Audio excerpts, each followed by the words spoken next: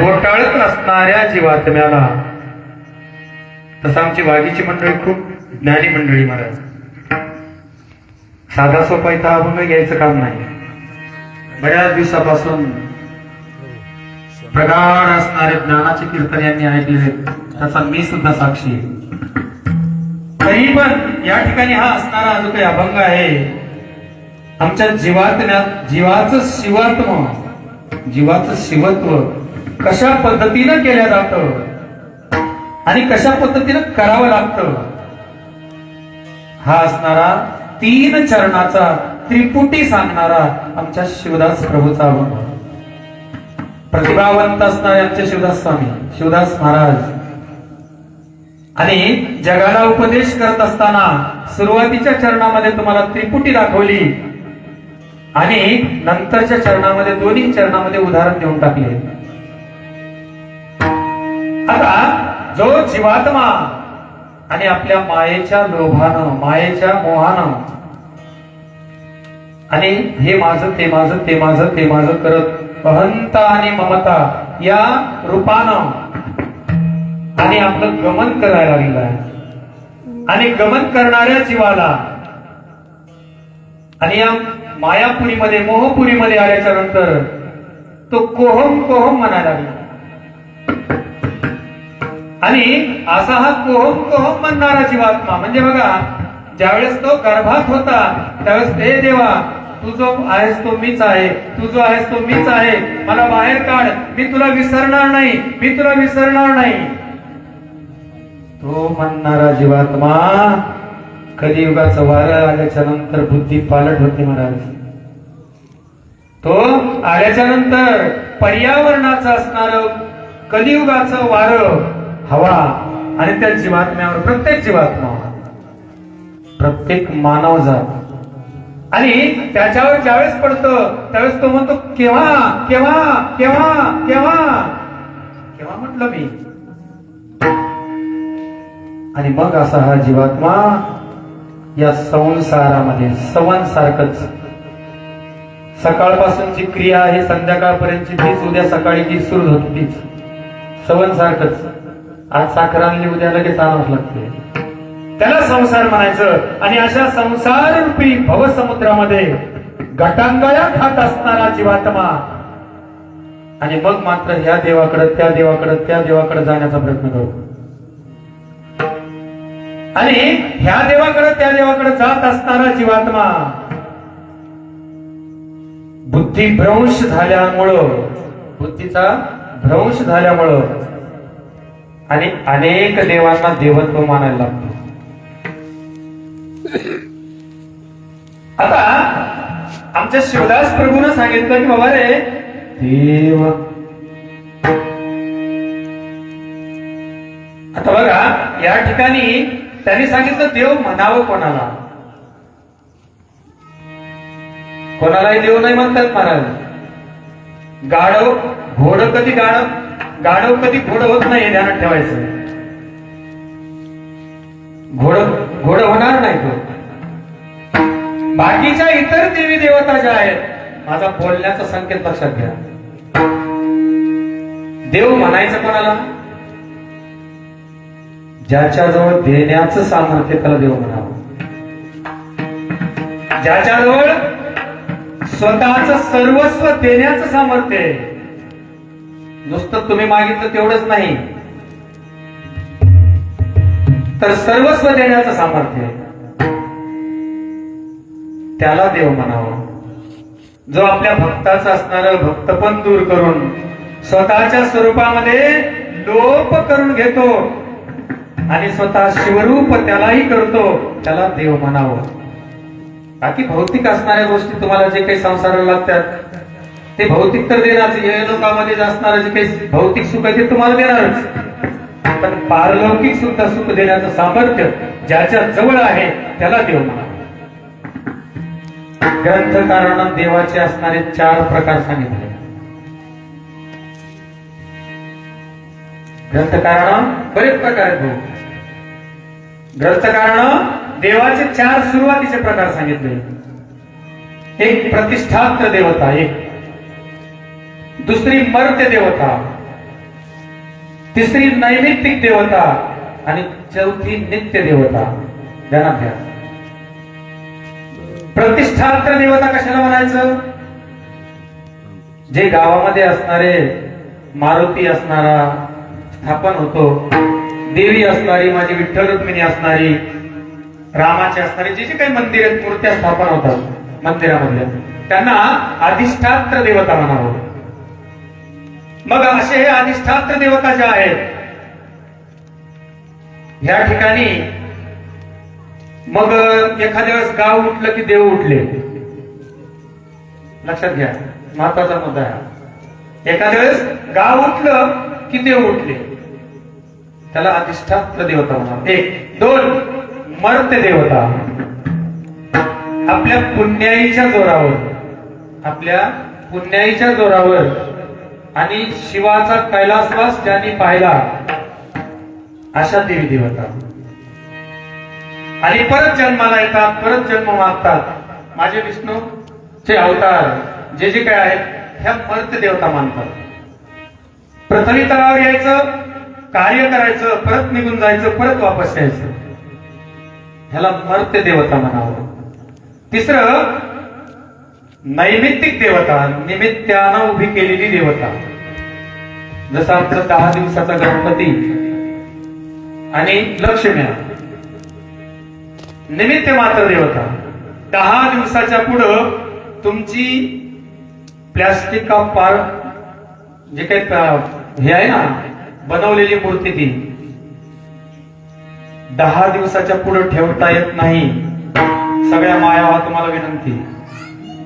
10व्या दिवशी त्याला विसर्जनच करावं लागतं, नाहीतर त्याचे विपरीत परिणाम कुटुंबावर होतात, प्रत्येक सदस्यावर होतात, हे निश्चित आहे.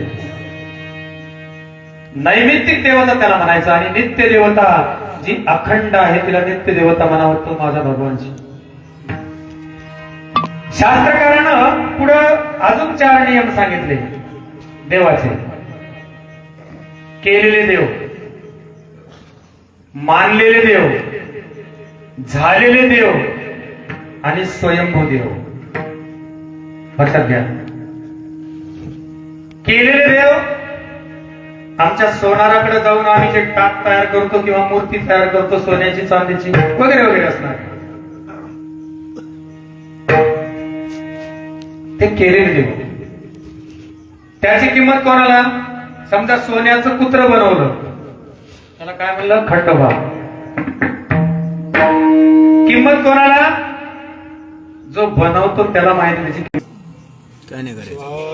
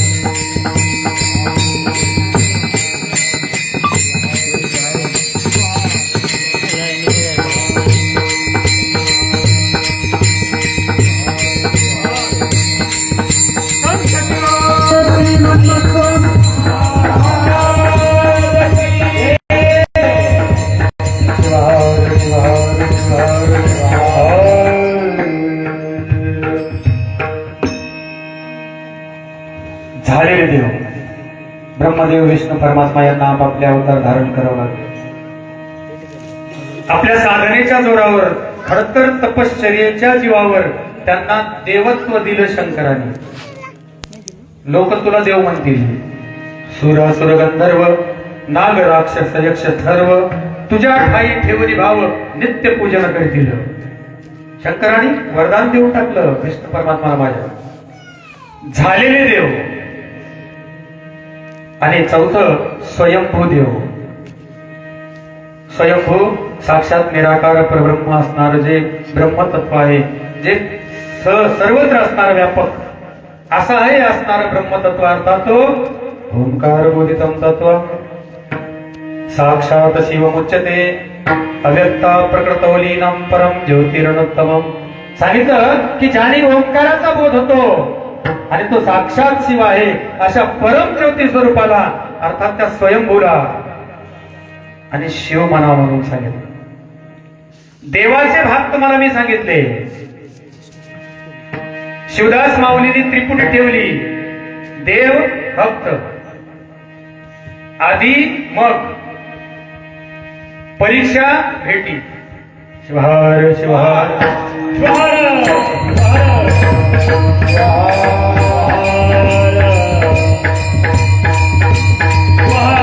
सांगायचं तात्पर्य देव आणि भक्त सुरुवातीची कसोटी त्रिपुटी मधला 3 भागामधला एक भाग. एक देव सांगितला तर दुसरा भक्त सांगितला. आधी आणि नंतर मग दोन्हीचंही सांगितलं म्हणजे आधी बी आहे मग बी आहे. आणि शेवटी परीक्षा बी सांगितली भेटही दिली. भेटही सांगितली. बघा लक्षात घ्या. आता या ठिकाणी चिंतन करत असताना देवाचं देवत्व मी तुम्हाला सांगितलं कोणाला देव म्हणावं. मग आता भक्त कोणाला म्हणायचं. भक्तामध्ये 4 प्रकार सांगितले ग्रंथांनी. एक अर्थभक्त, दुसरा अर्थार्थी भक्त, तिसरा जिज्ञासू भक्त आणि चौथा ज्ञानी भक्त. सज्जनो अर्थभक्त कोणाला म्हणायचं की फक्त वेळ पडल्याच्या नंतरच देव देव करतो त्याला अर्थभक्त म्हणायचं. आली या संकट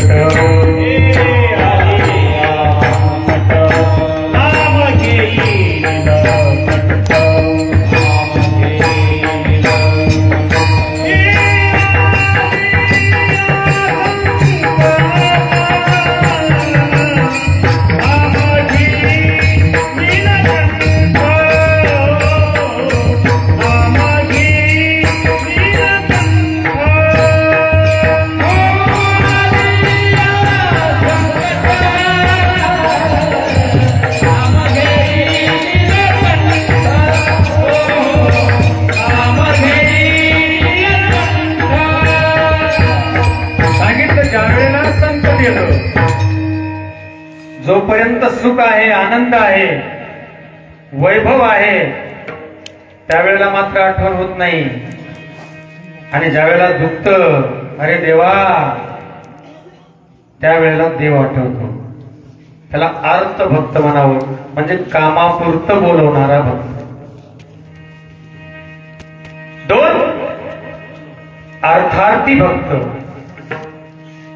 जो भक्त असणारा ईश्वराची सेवा करत असताना आणि सगळं वैभव मागून घेतो. भक्ती करतो कशासाठी. वैभवासाठी. संतती संपत्ती आरोग्य आणि मग ती बरीच यादी असते ती. त्याची भक्ती करण्याच्या अगोदर संकल्पित करतो त्याला की हे मला प्राप्त व्हावं म्हणून मी तुझा अभिषेक करत आहे किंवा अमुक हे कार्य करत आहे. त्याला अर्थार्थी भक्त म्हणावं. आणि असा हा अर्थार्थी भक्त 2 नंबरचा. नंबर 3 जिज्ञासू भक्त. जिज्ञासू भक्त कोणाला म्हणायचं. सज्जन हो या भक्ताला काही देणं घेणं नसतं. शास्त्रानं सांगितलं ना का जिज्ञासू कोणाला म्हणायचं. जिज्ञासूचा अर्थ वेगळा सुद्धा आहे. जिज्ञासू म्हणजे चिकित्सा करणारा.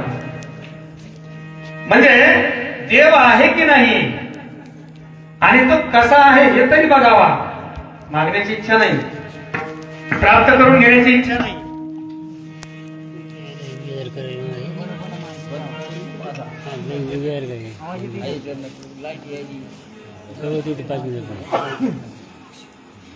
शिवहार शिवहार शिवहार.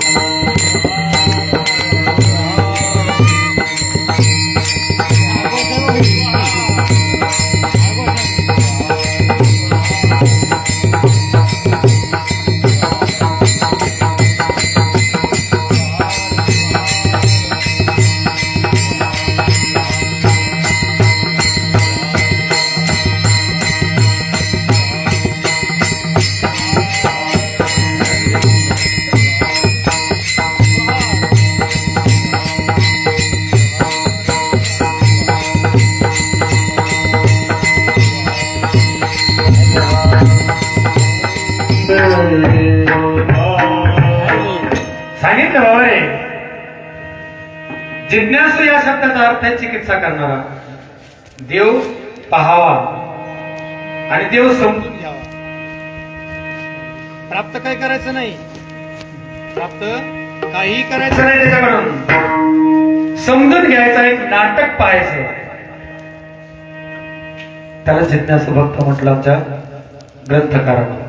आणि चौथा ज्ञानी भक्त, ज्ञानोपार्जन करून देवाला जाणून घेऊन इतर भक्तासाठी असणारी ती जाणीव करून देण्याचं कार्य जो करतो त्याला ज्ञानी भक्त म्हणावा. शिवाय शिवाय.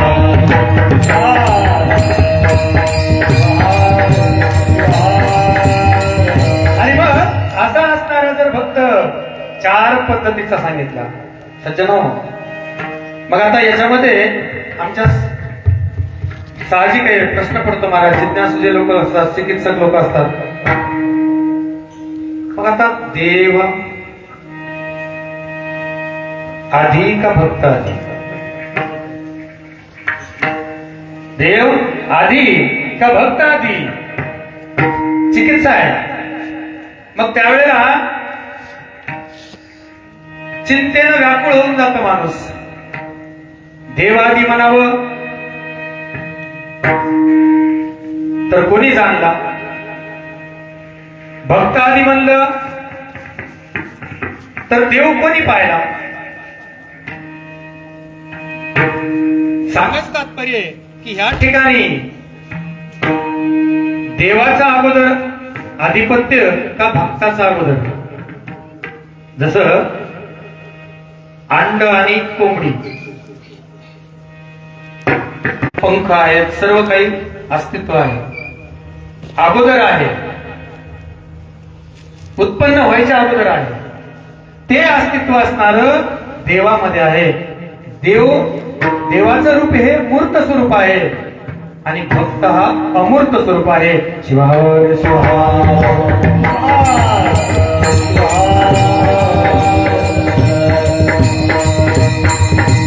असा हा असणारा देव जर आम्हाला प्राप्त करायचा असला, ज्याला अज्ञानाला ज्ञान प्राप्त करायचं असेल, गरीबाला धन, अविद्यावाल्याला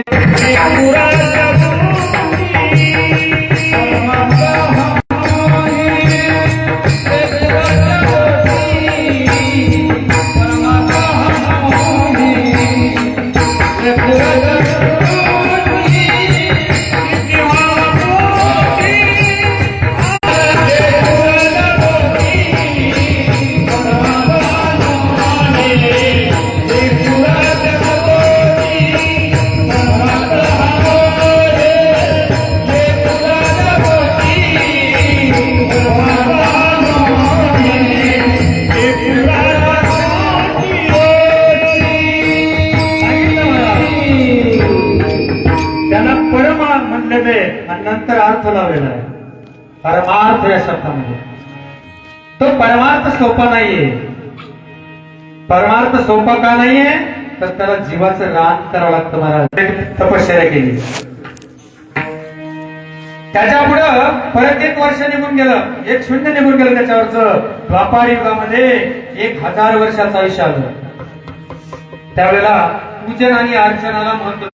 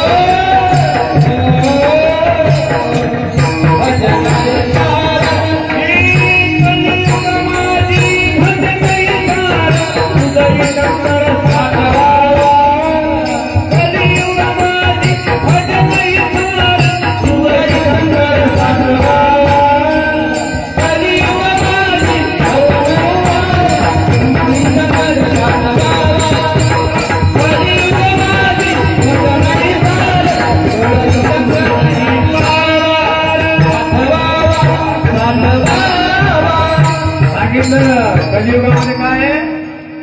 भजन सार आहे म्हणून सांगितलं महाराज. कारण का नामस्मरणानं आणि भजनानं लवकरात लवकर, कारण का अल्प आयुष्य 1000 वर्ष शून्य गेलंय, 100 राहिले, 100 मध्ये 60 धरण लागतील आमचे. कारण का आहार बदलला, विचार बदलला, उच्चार बदलला आणि त्याचे फळ असणारे मिळणार आम्हाला. कॅन्सर व्हायले, बायपास व्हायले. आहारामध्ये मी मागच्या वेळेस सांगितलं कधीमधून बरंचसं काय असणार, ऍसिड. आणि ह्या अन्नधान्यामध्ये जे काही आम्हाला येणारे पदार्थ, पॅकेट जेवढे तेवढे पॅकेट बंद करा माझा बापू. खाण्याचं थोडस टाळा. जे शुद्ध शाकाहार आणि जुनं आहे ते खाण्याचा प्रयत्न करा. सगळं केमिकल आहे. आहार बदलला, विचार बदलणार, आणि विचार बदलले, उच्चार बदलणार, आणि आहारामुळे विकारही उत्पन्न होणार. आणि विकार उत्पन्न झाला तर 60 वर्ष करायच्या नाही. आणि म्हणून या 60 वर्षामध्ये अर्धे झोपीत जाणार 30 वर्ष, आणि 30 वर्षामध्ये सगळंच येणार. कुमारावस्था, वानप्रस्थावस्था, पौगंडावस्था आणि वार्धक्य. अस्ति जायते विपरिणमते, विपक्ष येते. जे काही 6 अवस्था दिल्या त्या आमच्या 10 वर्षामध्ये, म्हणजे 5 वर्षाच्याच धरायच्या. आणि त्याच्यामधून असणार देवत्व साध्य करायचं आम्हाला. जीव शिवत्व करायचंय.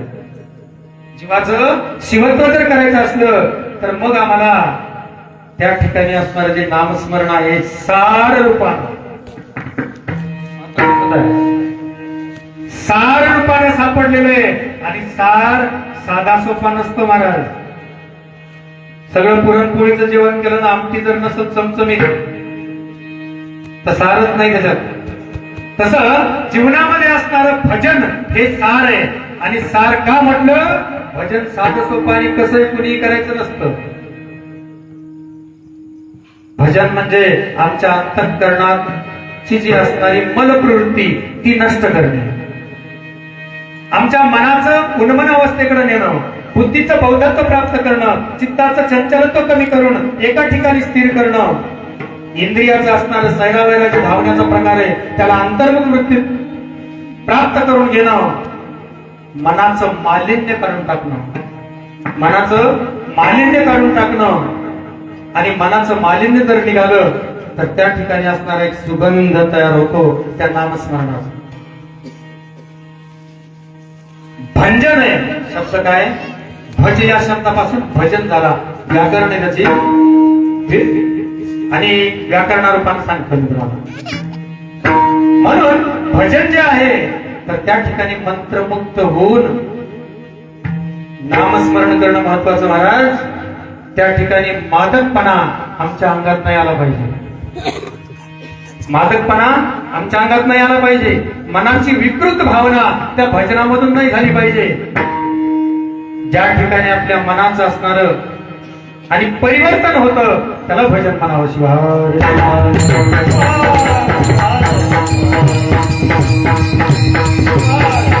आणि असं भजन करत असताना, असं भजन करणारा भक्त ज्यावेळेस त्याला विचारलं, महाराज किती दिवस झाले भजन करता? आमचे लक्ष्मण महाराज म्हणजे काय सांगावं, आमचं जीवन गेलं 10 टाळ फोडले असते. टाळ फोडणं म्हणजे भजन नाही. अहो ते तर ताल आहे, तो तर ताल आहे. सम, ताल आणि लय ज्याला कळाला त्याला भजन कळालं. शिवाय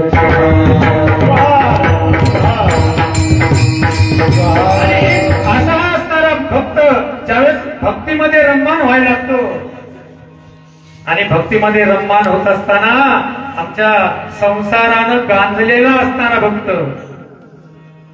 ज्यावेळेस परत फिरून संसाराचा विचार करत भजन करतो तो त्यावेळेला व्याकुळ होतो. आणि व्याकुळ झाल्याच्या नंतर तिथून परांगमुख होण्याचा प्रयत्न करतो, माघारी येण्याचा. मग विचार करतो, इतके दिवस झाले आम्ही भजन करतो पण कधी देव पाहिला नाही, कधी देव भेटला नाही, आणि कधी देवानं माझं चांगलं केलं नाही. सज्जन हो, या ठिकाणी देव लोकांना सुद्धा परीक्षा द्याव्या लागल्या. हा? माझ्या गणपतीला सुद्धा परीक्षा द्यावी लागली. गणपतीला, देवामध्ये सांगतो तुम्हाला, गणपतीला आणि माझ्या माता पार्वतीला परीक्षा द्यावी लागली. इकडं माझ्या सीतामाईला परीक्षा द्यावी लागली.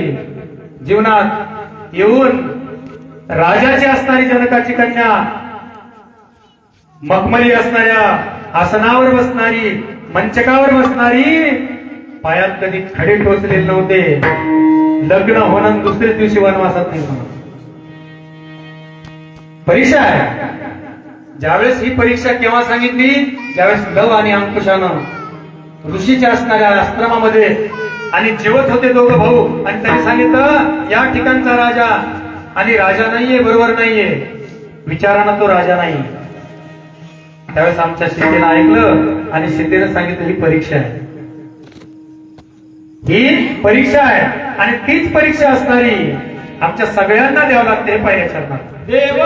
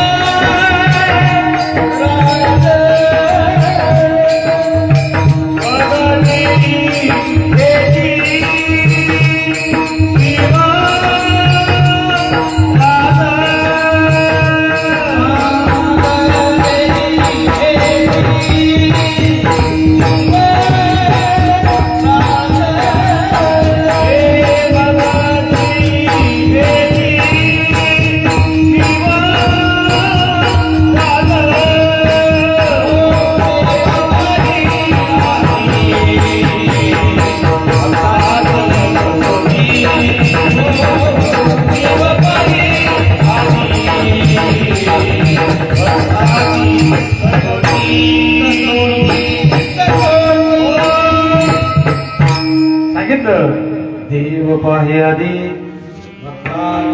भक्ताची कसोटी, मग देई भेटी शिवराज. सांगितलं की बाबा रे त्या ठिकाणी कसोटी आहे, आणि प्रत्येकाची, स्त्रियांची आहे, पुरुषाची आहे, जनावरांची आहे, सगळ्यांची आहे. श्वासाची असणारी गती कमी होऊन जाते, त्यावेळेस देवदेव आठवायला लागतो. श्वास घेत असताना गंग्याच्या माणसाला बघा, गंग्याचा माणूस पाहून घ्या, तो सुद्धा कसोटीला लागतो. देवा देवा. आणि आम्ही असणारी थोडी भक्ती करतो आणि लगेचच देव प्राप्त व्हावा अशी आमची इच्छा असते. महाराज, ज्यावेळेस समजा तुम्हाला सज्जनांनो संकट येतील, संकट, ज्यावेळेस संकट येतील त्यावेळेस असं समजून घ्यायचं देवानं पाहिलेली परीक्षा आहे. खरा भक्त जो आहे तो हाच विचार करतो, खरा भक्त हाच विचार करतो. अनेक संत मंडळीला अनेक त्रास दिले, त्याच्यात माझी अक्का महादेवी सुद्धा आली, माझे ज्ञानेश्वर आले, नव्हे माझे महात्मा बसवेश्वर सुद्धा आले. सगळ्यांना त्रास झाले महाराज. आपण तर जीवात्मे आहोत, मानव आहोत. जर एखाद्या संताला जर त्रास होते कसोटी देण्याचे, आणि ते सुद्धा जी काही कसोटी आहे, जी परीक्षा आहे, जी कडसणी आहे, ती मात्र हसत आणि आनंदाने जळतात. म्हणून त्याला संत म्हणतात.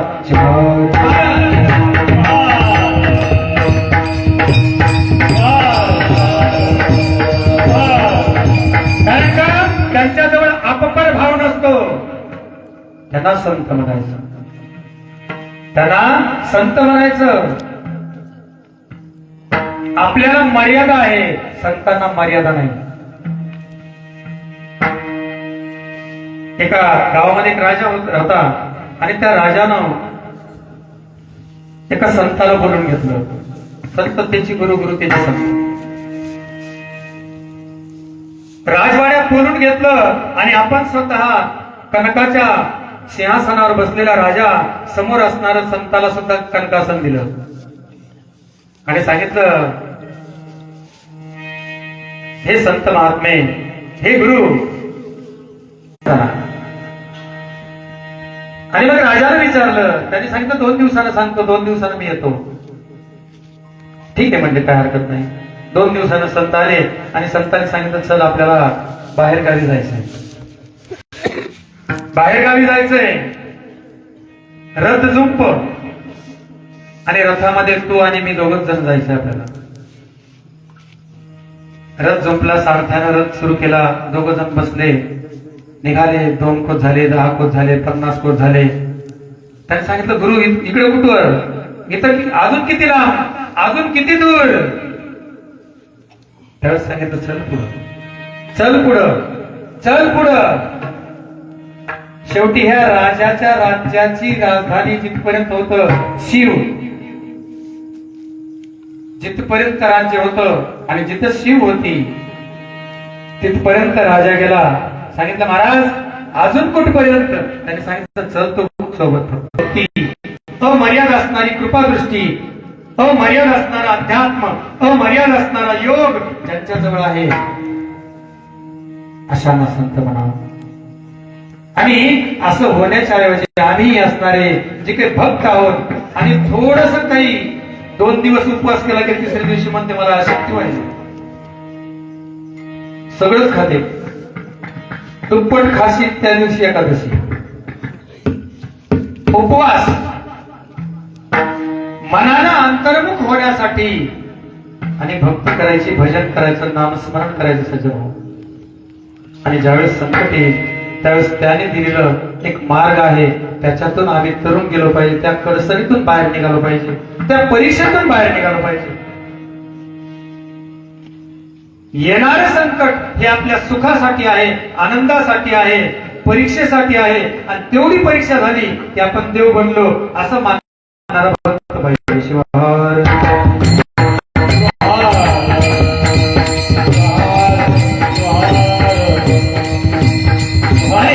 अशा पद्धतीची परीक्षा असणारी बऱ्याचशा जणांना द्यायला लागते मला. मग एखादा भक्त तिथं बसतो आमच्या रामेश्वराजवळ, म्हणतो एवढी मोठी तुझी भक्ती केली, इतके दिवस आम्ही दिंडीत गेलो, इतके दिवस असणाऱ्या अन्नदानाच्या पंक्ती केल्या, इतके दिवस असणारे अभिषेक केले, नामस्मरण केलं, पारायण केले, अमुक केलं, तमुक केलं, सगळं केलं. तिथं व्याकुळ होऊन बसतो आणि रामेश्वरावर असणारा संशय घेतो महाराज. याच्यामध्ये आभानापादक असत्वापादक याच्यात भान आहे का, याच्यात अस्तित्व आहे का, खरंच रामेश्वर आहे का? आणि ते अज्ञान असणार, आमच्या हृदयाशी असणार भिडलेलं असतं, ते अज्ञान सुद्धा आम्हाला काढणं महत्वाचं सज्जन आहे. आणि ते जर अज्ञान काढलं तर अपपर भाव असणारा हा दूर होऊन जातो प्रत्येकाचा. आणि दूर झाल्याच्या नंतर मग त्या ठिकाणी सांगितलं जातं, जे जे अमंगळ या भुवनी सुमंगळ भाव या जनी आणि उपजो सदा. आणि मग त्या ठिकाणचा भाव असणारा तो नामस्मरण असो, हरिपाठ असो, शिवपाठ असो, गाथा भजन असो, कीर्तन असो, पारायण असो, नाद निघतो महाराज. आणि ज्यावेळेस नाद निघतो त्यावेळेस असणारी खरी हात त्याला पोहोचल्या जाते, जी बेंबीपासून मारल्या जाते. वर तोंडातून नाही, वैखरीतून नाही, तळमळीतून मारावं लागते. आणि मग त्यावेळेला तो देवाची त्या प्राप्ती होण्याचा वेळ येतो. सोपं नाही, कडसरी द्यावं लागते.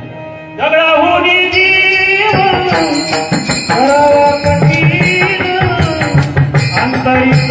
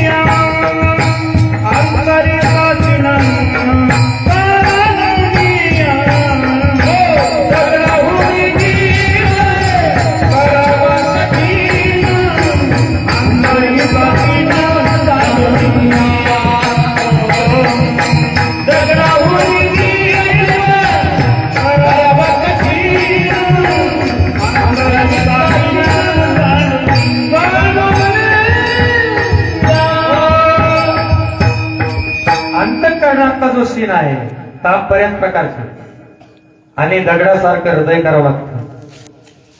दगडासारखं म्हणजे त्याला पाजर नाही फुटलं पाहिजे, बाहेर वृत्ती नाही पांगली पाहिजे. लक्षात घ्या, दगड जसा वरून किती जरी पाणी टाकलं तरी आत जातं का दगडात? नाही जात. तशा पद्धतीनं कोणी किती जरी त्रास दिला तरी तो अंतःकरण वृत्तीमध्ये ठेच आम्हाला पोहोचली नाही पाहिजे. अशा प्रकारची ज्यावेळेस वृत्ती तयार होते त्यावेळेस तो अधिकारी बनतो महाराज परमार्थाचा. आणि असा हा परमार्थाचा अधिकारी बनत असलेला माणूस व्याकुळ होतो आणि देवाला दोष देतो. सज्जनो, मला सांगा, ज्या ठिकाणी नाशिवंत असणारा बाप नाशिवंत पुत्रावर कधी विश्वास न ठेवता त्याची परीक्षा घेतल्याशिवाय आणि त्याच्या जवळचं असणारं सर्वस्व आहे ते जर प्राप्त त्याला समर्पित करत नाही तर देव तर लांब आहे महाराज.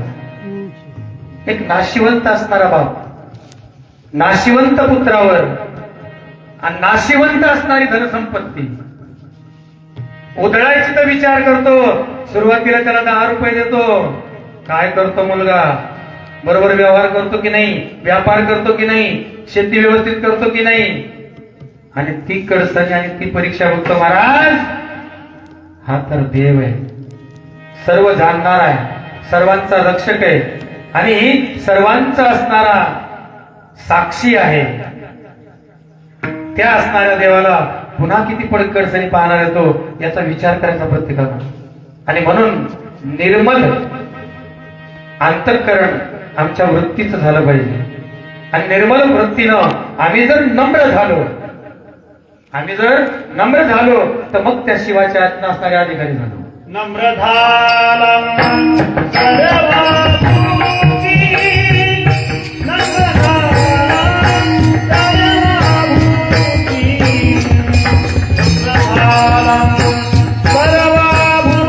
सर्वाभूती, नम्र झाला सर्वाभूती, नम्र झाला सर्वाभूती, नम्र झाला सर्वाभूती,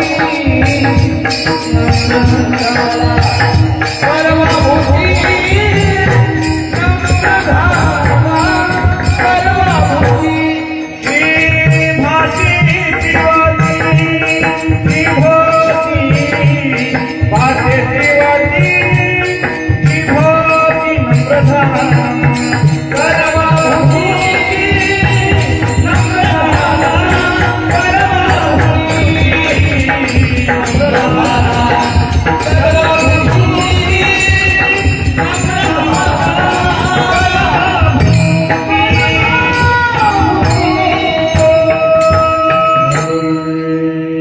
सांगितलं.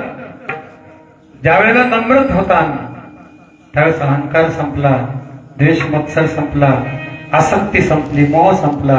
आणि ज्यावेळेस आमच्या जवळचा तो संपेल त्यावेळेस आम्ही शिवाचे बनतो महाराज. आणि मग आमची असणारी परीक्षा उत्तीर्ण झाली. आणि ज्यावेळेला उत्तीर्ण होतो त्यावेळेला सांगितलं जातं, देव पाय हाती भक्ताची कसोटी. देव पाय हाती भक्ताची कसोटी. देव पाय हाती भक्ताची कसोटी.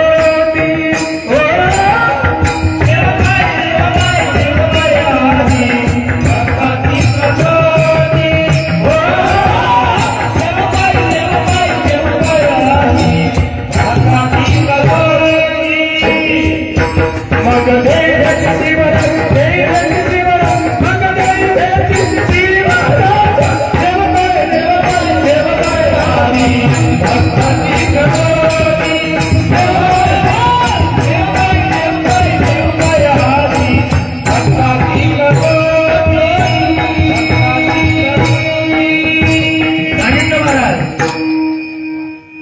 मग मग देई भेटी शिवराज. महाराज, आमच्या स्त्रियाला सुद्धा मुलगा कुठून व्हावा लागला, परीक्षा आहे. आणि निमांबाला आमच्या लेकरू मारावं लागलं स्वतःच देवासाठी. एवढी परीक्षा आहे आणि एवढी परीक्षा असताना आणि एक सप्ताह झालो की आम्ही देवाला अमुक तमुक मागायला लागतो महाराज. त्याला कळत नाही का? तुम्हाला जन्माला ज्यावेळेला घातलं त्यावेळेस अंड्यामध्ये असताना पाखरू ते पक्षी अन्न तयार केलं, चोंच निर्माण केली अगोदर, तारा बनवला त्याचा अगोदर. म्हणून त्याची असणारी भक्ती समर्पित भावनेनं करा, मनात विकल्पित करू नका, मादकतेनं करू नका. आणि त्या ठिकाणी कडसरी देण्याचा प्रयत्न करा, परीक्षा देण्याचा प्रयत्न करा. आणि ही जर परीक्षा दिली तर मग मात्र तो भेटी देतो. मग मात्र शेवटच्या दिवशी भेटी देतो. 7 दिवस अखंड पहारा करावा लागतो. पहारा 7 दिवस करावा लागतो. आणि असा हा पहारा असणारा आम्हाला ठेवायचा असतो. आणि म्हणून आमच्या जर नाशिवंत बापानं नाशिवंत मुलासाठी नाशिवंत संसार जर अर्पण करायचा तर तो परीक्षा बघतो हे दुसऱ्या चरणात. पुत्राचे संकेत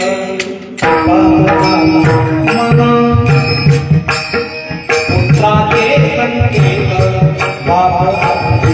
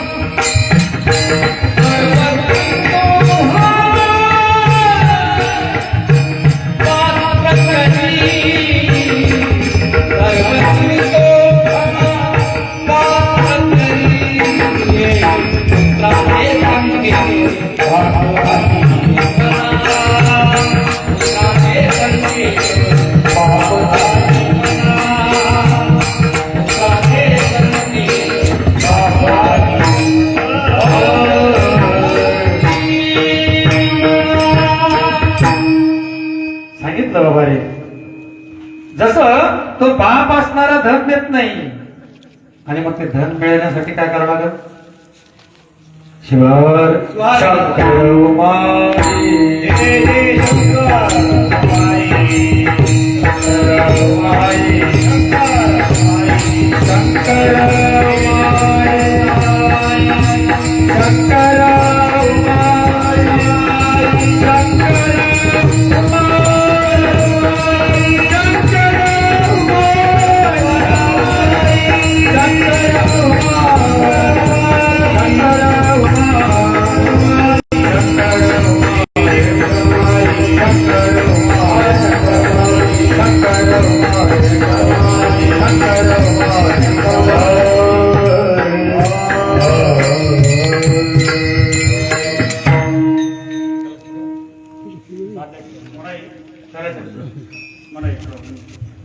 पुढं बाबळी त्यांना 7% अभिवादन.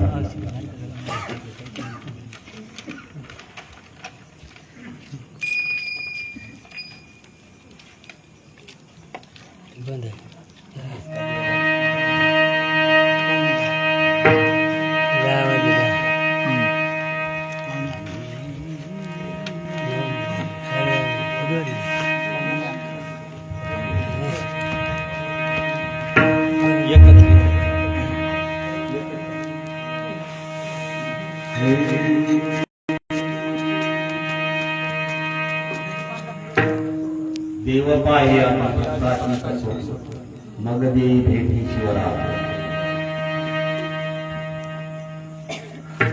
पुत्राचे संकेत देव पाहे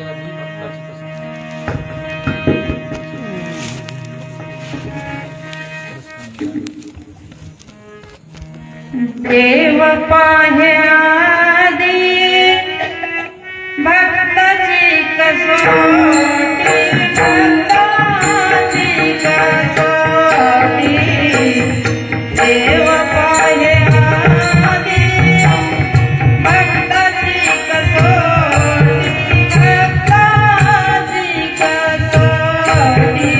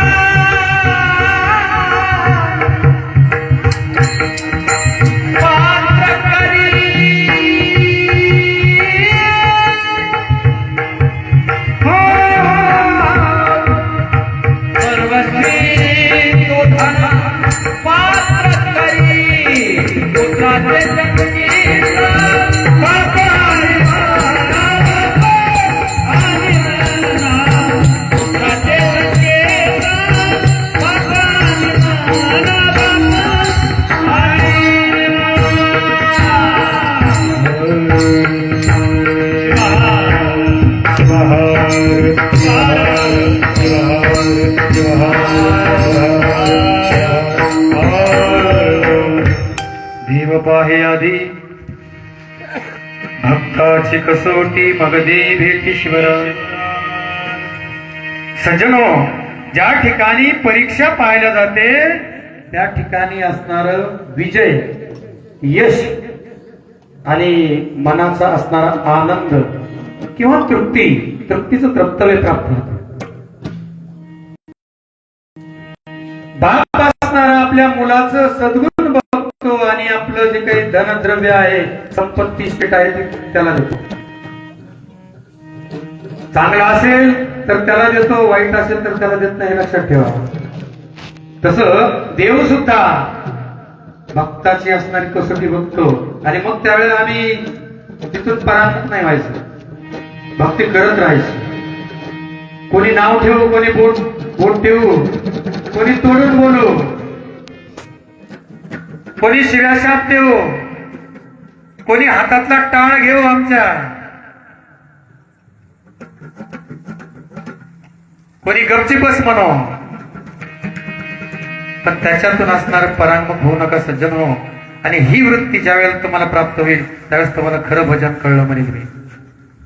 आणि ही जर वृत्ती आम्हाला प्राप्त झाली, अहंकार नष्ट झाला आणि नम्र आम्ही त्या ठिकाणी झालो, तरच त्या देवाची प्राप्ती होईल. काय झालं, एक भगवान शिव असणाऱ्याने पार्वती पृथ्वी तलावर निघाले आणि पृथ्वी तलावर निघाल्याच्या नंतर मनामध्ये विचार केला की कोणाची ना कोणातरी आपण परीक्षा घेऊ. पृथ्वी तलावर आले, एका घरी गेले आणि एका घरी गेल्याच्या नंतर तो श्रीमंत राजा होता, राजवाडा होता आणि त्याची बरीचशी पंगत चालू होती महाराज जेवणाची. पंक्तीच्या पंक्ती उठत होत्या, कार्यक्रम होता, बोर्ड लावलेला होता, गेट होतं आणि गेटमध्ये भालदार चौकदार ठेवले होते. भगवान शिव आणि पार्वतीनं विचार केला, सोबत गणपती घेतला आणि निघाले दुसरं रूप घेऊन, जंगम स्वरूप धारण केलं आणि निघाले भगवान शिव पार्वती सोबत. फाटकी साडी अंगावर, लेकरू, छोट पोरग, ढेरी निघालेली पुढं, हातपाय बारीक असलेले आणि त्या राजवाड्याजवळ आले. आणि राजवाड्याजवळ आल्याच्या नंतर सांगितलं, का हो आम्हाला खूप भूक लागली, आम्हाला जेवायला द्या ना, जेवायला द्या ना. त्या भालदार चौकदारांनी सांगितलं, पावती आहे का तुमच्याकडं, पावती आहे का जेवायची? जेवणासाठी पावती लागते का अन्नदान आहे, हा विचार करायचा. त्यावेळेस त्यांनी सांगितलं, काही म्हणा पण माझी बायको आणि मुलगा असणारा खूप दिवसाचा उपवासी हो, काही म्हणा आम्हाला आतमध्ये जाऊ द्या, जेवण करू द्या. बळजबरी असणारे हे दोघं तिघही असणारे आतमध्ये घुसले आणि आतमध्ये घुसल्याच्या नंतर त्या राजानं पाहिलं आणि राजानं पाहिल्याच्या नंतर सांगितलं, ए प्रधाना कोण आले ते? आणि सांगितलं, एक म्हातारी आहे आणि खूप भूक लागली म्हणते, पोरग छोटस, डेरी मोठी आहे त्याची, जाऊ दे, त्यांना काढून दे तिथून, काढून दे नगरीमधून माझ्या त्यांना. राजानं सांगितलं आणि बाकीच्या प्रजेनं त्यांना हाकलून दिलं. महाराज गेटच्या बाहेर म्हणले, पहिले पावती नाही तुमच्याकडे, आमंत्रण पत्रिका आहे का? हा काय जेवण्याचा अधिकार आहे तुम्हाला, चला निघा बाहेर. त्यावेळेला ती असणारी पार्वती रूप असणार ते रडायला लागलं, आमचा गणपती रडायला लागला, आमचे शिव असणारे तिथे याचना करायला लागले त्या रूपामध्ये. आणि याचना करत असताना ज्यावेळेस हाकलून दिला आणि गेटच्या बाहेर आले, तो राजाही बाहेर आला, प्रधानही बाहेर आला. त्यावेळेस त्यांनी सांगितलं, तुमचं खूप वैभव वाढव.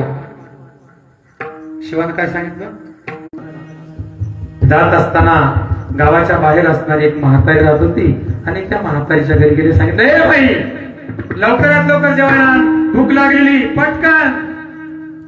देवपूजा करत होती म्हातारी देवपूजा करत होती. त्यांनी सांगितलं, या बाबा बसा, ते पोत टाकलेले पोत्यावर बसा, 2 मिनिटं मी पूजा करते. सांगितलं, ठीक आहे, 10 मिनिट लागू दे.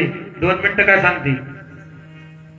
तिघही असणारे त्याच्यावर बसले आणि सांगितलं, माई आम्हाला लवकरात लवकर जेवायचंय.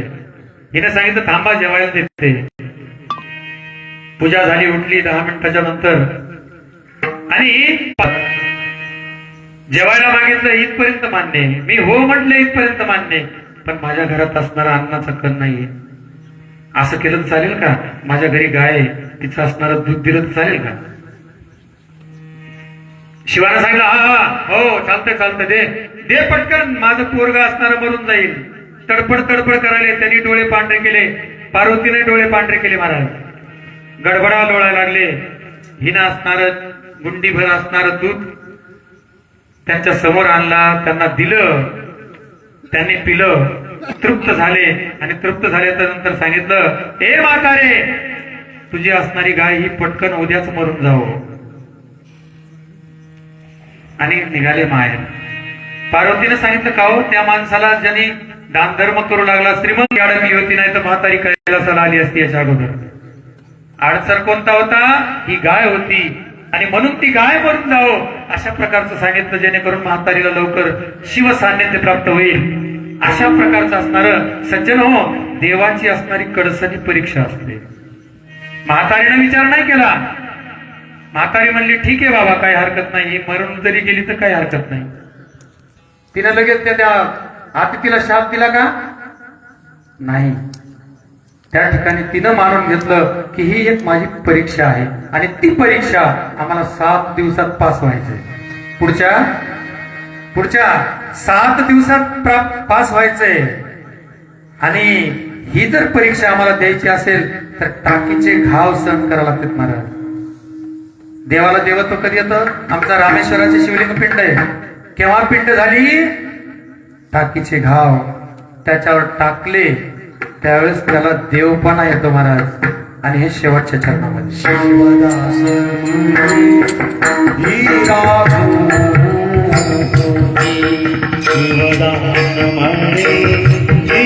हिरा शिवदास म्हणे हिरा शिवदास म्हणे हिरा हिरा घन होसी. शिवदास म्हणे हिरा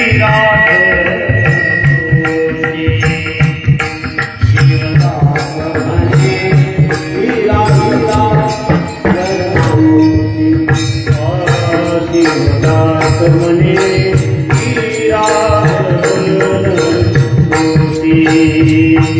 शिवदास म्हणे हिरा हिरा मग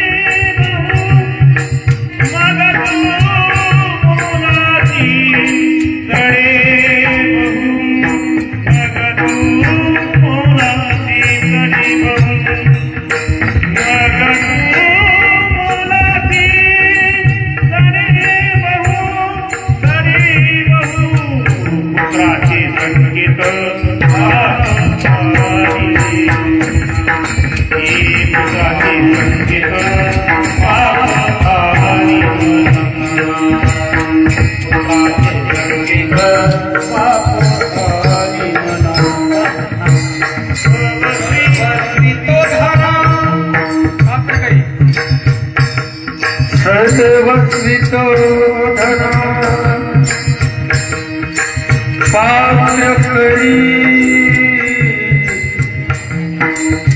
पात्र करी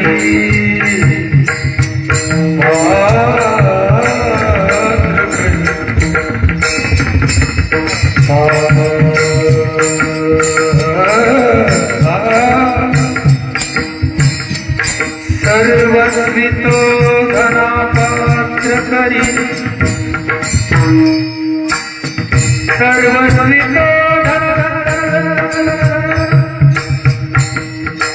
पात्र करी पात्र करी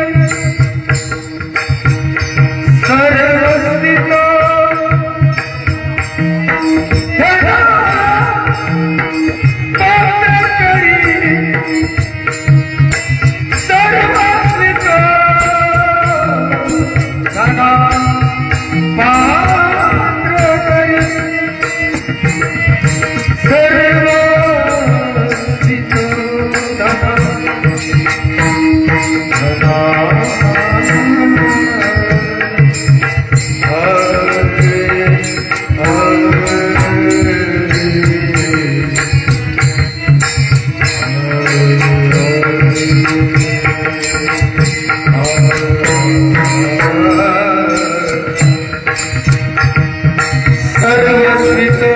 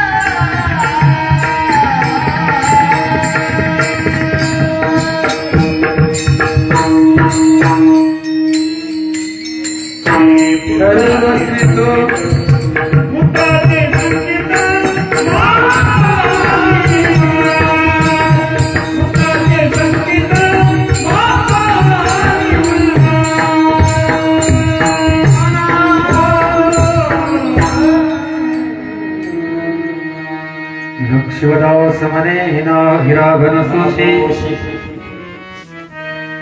मग तो मोलाशी चढेलो. आणि आपल्याला जर मोल पाहिजे असेल जीवनाचं सजन जीवाचं शिवत्व करायचं असेल तर या असणाऱ्या 7 दिवसामध्ये आम्हाला त्या सागरासारखं ज्ञान सागरासारखं नाम सागरासारखं परायण होणं महत्वाचं आहे. कीर्तनामध्ये असणारं गाथा भजन असणारं शिवपाठ असणारी त्याच्यामध्ये रम्मान होऊन तो असणारा भक्ती सुखाचा आनंद मिळवून आपला असणारा जीवाचं शिवत्व करून घ्यायचंय. आणि हीच असणारी सद्बुद्धी तुमच्या सर्व असणाऱ्या माझ्या हृदयाजवळचे सर्व शिवभक्त मंडळी, वागी शिवक्षेत्राचे सर्व स्त्री आणि पुरुष असणारे यांना माझा रामेश्वर भगवान तसंच माझे सद्गुरुदेव अशा प्रकारचे मंगलमय कामना करून या ठिकाणी मंगलमय आशीर्वाद देऊन आजच्या या प्रथम पुष्पसेवेला मी पूर्णविराम देतो. ओम पूर्णमदः पूर्णमिदं पूर्णात् पूर्णमुदच्यते पूर्णस्य पूर्णमादाय पूर्णमेवावशिष्यते. ओम शांति शांति शांति. गुरुराज माऊली, गुरुराज माऊली, गुरुराज माऊली.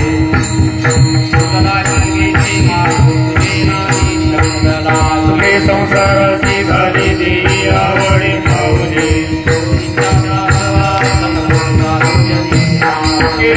संसाराची झाली दी आवडी पावली. संसाराची झाली दी आवडी पावली. संसाराची झाली दी आवडी पावली. सुखे संसाराचे घाली दे आवडी पावली. अवघ्या शकुनाचा शकुन झाले दर्शन संताचे. होय जन्माचे सार्थक एकाएकी समताचे. मन्नत मने फळाले मागील केले सुकृत.